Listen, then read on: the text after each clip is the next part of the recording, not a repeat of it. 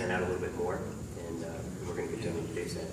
And so when when your agents see you and consumers too, sitting on a sled and wherever you were yesterday in the snow, do they like that?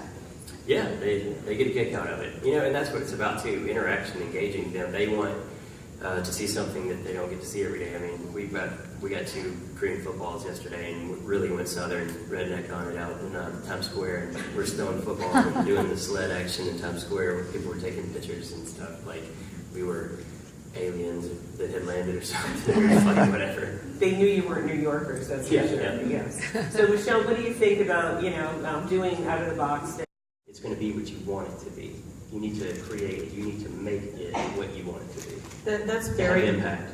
Very, very good advice. And so, the last question, and then we will open it up for some general feedback, ideas, and questions, really relates to the attention to detail piece that I can't emphasize enough. There's no detail that's too small to help you execute flawlessly on your business plan. And so I'd like everyone to comment on that. And starting with you, because I know you're agreeing with me. Yeah, I mean, I can, believe me, I'm friends.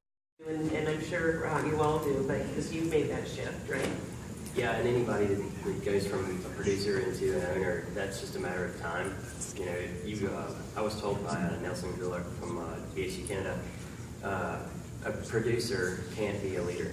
And he was so right, because there's just not enough time. Not that you don't have the ability, but there's not enough time. But one thing, just real quick, that we kind of structured out to do that was taking the process and breaking it down to the finite, the detail, and finding out where it is. Like what you said, the problem was the handoff, right? They don't have that same warm fuzzy when they feel like they're just being handed off when you give them to a buyer's agent.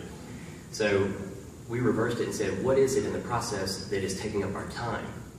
And it was the actual showing the homes. It wasn't writing a contract real quick or emailing it or anything.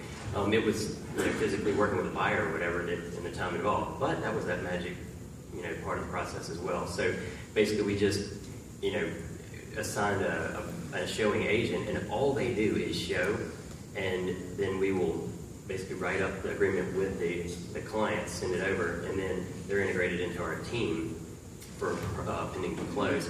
But we are the initial meeting, ourselves with our client in the initial meeting, when we write the purchase agreement up and it gets accepted, and then letting them know the good news, and then it goes through the process of closing, and then we are at the closing. So that way, where it matters most, they're still there, and they kind of understand, oh, well, they can't do everything anymore. They're busy as an owner.